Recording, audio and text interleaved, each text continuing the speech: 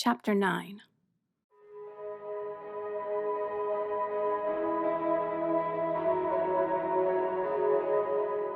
I remember the first time I had to ever tell my mother something rather serious and terrifying at the same time.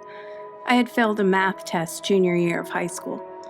I'd never failed anything in my life. I was always so perfect.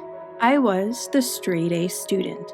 How was I supposed to conquer the world with an F in geometry? It was completely my fault. I had been up late talking to my then boyfriend the night before. We were making plans to lose our virginity to each other at the ski retreat the Honor Society was going on the following weekend. So, not only was I fighting to stay awake after our never-ending phone call, I was scared out of my body, so to speak, to have sex for the first time. So many of my experienced friends told me that the first time hurt so bad. They were making me promise I would have him wear a condom. Herpes would ruin my life if he had them, which he did not, but there was still that agonizing fear. What if the condom broke and I got pregnant? I did not want to have a child. Ever, actually. Never ever was my womb planning on being a 9-month habitat for a child that would come to be an enormous burden on me. Even in high school, I was a wicked witch. So here I was, worrying about sex, but I was going to have to go through with the losing of my virginity. It was inevitable. If I wanted to finally reach maturity in the eyes of the entire school, I had to do the deed. Unfortunately, when my teacher handed me back my test that I had to take home and have my mother sign, then bring it back to my teacher to show him that she had seen my failure, I had a nervous breakdown. Humiliation. I waited for the perfect time to show Mother my grade. The next morning, as I was getting ready to leave, she was just returning from her overnight shift as a waitress at the 24-hour diner and completely worn out from running meals on her feet all night. "What the hell is this?" she asked me as I handed it to her. "The 6th letter of the alphabet. My first and last," I added. "Don't get smart with me." She furiously marched off to the kitchen to retrieve a pen so that she could sign it. "Actually, you are supposed to be smart. What happened? Where's your head?" she demanded from the doorway of the kitchen. "I guess I just had a bad day," I said timidly. "Bad days are not going to get you into a decent college on a scholarship, young lady," she chided as she slammed the paper down on the table and scribbled her name across the top. She handed it back without looking at me. She sat down and began to pour some vodka straight up into a dirty glass on the table. I looked down at her. Her little white apron was stained with grease and coffee splatter. Her name tag hung lopsided. Her pantyhose had a run all the way to her knee. Her hair needed washed. She reeked of hamburger meat. I just became inspired to never let anything distract me from my schooling again. It was at that moment where I had found my voice. Sure, it started small, but it grew louder than a clap of thunder as my voice reverberated off the walls. "Don't worry about me, Mother. I will never end up like you." I snatched my test and marched outside to wait on the bus. Looking back, I am sure this is why Mother was so hard on us, especially me. She did not want me to marry a man in order to escape life at home, which would make my life worse. She wanted me to get good grades and scholarships because there was no way she would ever be able to afford a good school for me. She wanted me to leave that small Midwestern town behind and not look back. She wanted me to make a name for myself, make my own money, support myself in ways she could not. Looking back, I am also pretty certain I made her cry that day after I slammed the door. We always think when people are hard on us that it is always about us. In reality, it is all about them and what they are fighting for and against. The day after Christmas, I really needed to ask my mother if I could stay a little bit longer. I did not know how to ask if I could invade her space. I did not want to disappoint her, as I was virtually penniless. when I always knew that had been one of her fears. How do I start a conversation like this? Everyone was seated at the breakfast table as usual.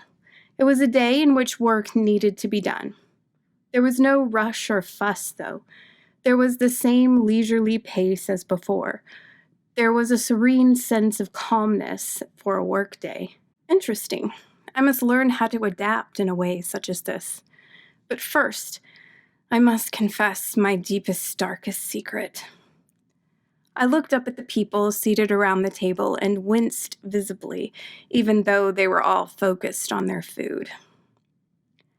"I lost my job and apartment," I blurted out loudly. Suddenly, I opened my eyes to meet the gazes of Sean, Mother, and Alan. There was a pause in chewing. The eating process had definitely halted for the moment. On each face was a variation of perplexed. Sean looked downright shocked that I would have such a deliberate outburst. Mother was somewhat pensive. Alan was still smiling, yet there was a hint of confusion. "Good," Mother finally broke the silence. "That means you'll be staying here longer than originally thought." I heard some guttural acknowledgments from the men, and then everyone just went back to their food. What just happened? How did I get away with being a 35-year-old mooch? How did I just get a good from losing my residence and the way I bring home the bacon? Now I was reverting back to my junior year of high school, living off my mother again. At least I wasn't so worried about having sex this time around. I was furious with me. Why weren't they? Wasn't there at least a stern lecture with probing questions on what my plans were and how I was going to pick myself up and brush myself off in order to send myself back out into the world? Nothing? I was starting to side more and more with the theory that I really was dead. It was easier to explain such a dramatic turn of events in life. I just expected some form of punishment, or at least severe disappointment. I had become what Mother never wanted me to be. Poor, without a decent job.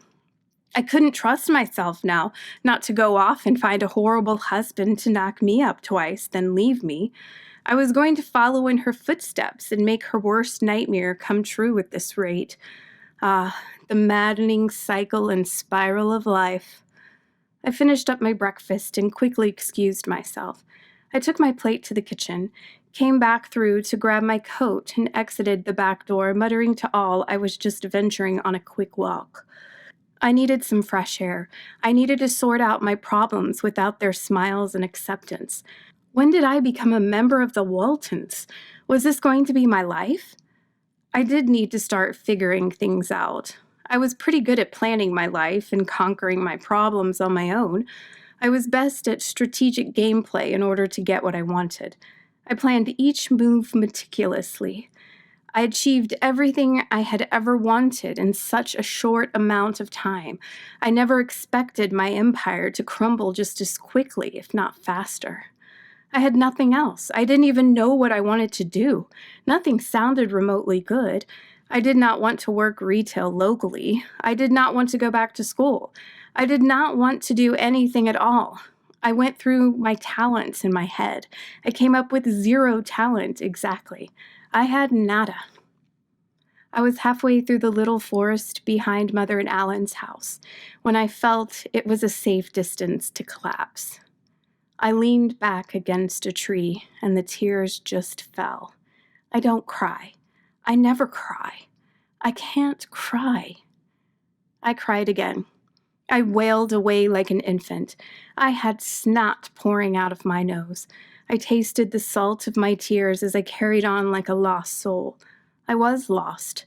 Where was my compass? Where was my guide? Where was I going? And why was I even crying so much for a girl who never cries these days?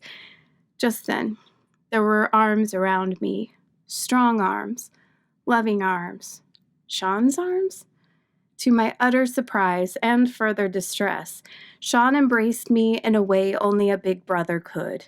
In that moment, he became my rock, my strength, my unexpected fortress. I let go and let it all out. All my anguish I held inside me for so long, all the pain, all the feelings of having to be someone I am not, all the cruel and hurtful ways in which I acted, all the pain I caused, all the people I shut out, all the people I ended up losing, all the awful, horrible things I did. I let them go. I was angry at myself, but I made the promise that I would never become that person again. Never, ever, ever.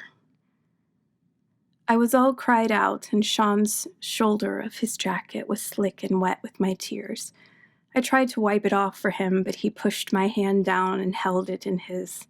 He looked down at me with concern in his eyes. "I know what you're thinking," I hiccuped. "Oh yeah?" he asked. "That I should not be this upset over a job and small apartment," I blurted out. "No," he said, still holding on to my hand. "No," I looked up at him. "I know you aren't just upset over a job and small apartment," he said softly. "What am I upset over then?" I was asking for myself now. I knew I was completely torn up over something huge, but all I could think of was the job, my place, and the awful things I had done. But there was something that wrapped it all into one that I could not pinpoint. What was the root cause of my distress? "You're upset over the loss of your identity. You're not who you thought you were, who you made yourself out to be. This is a traumatic loss that needs to be mourned. You are no longer who you were. You have died," he said gently. So it was true. I was dead. And suddenly, death felt like this tremendous release. I no longer had to fight for who I was. I did not have to go to great lengths to keep up this facade. I was completely new, reborn. I could begin again, a complete redo. I could make myself into whomever I wanted. Well, this time, I would like to be me. Sean and I stood in silence for a moment as I let his words sink in slowly and then allowed them to radiate through me. I have died. Gone. No more. Kathryn Wilde ceases to be on Facebook, in New York City, and now in general. Kathryn Wilde is officially gone. And now Kat Wilde has come to take her place in life, but this time to do it the right way. "I'm sorry you lost your sister," I told him meekly. "I did not lose my sister," he said as he pulled me by the hand and gently back toward the house. "I found my sister."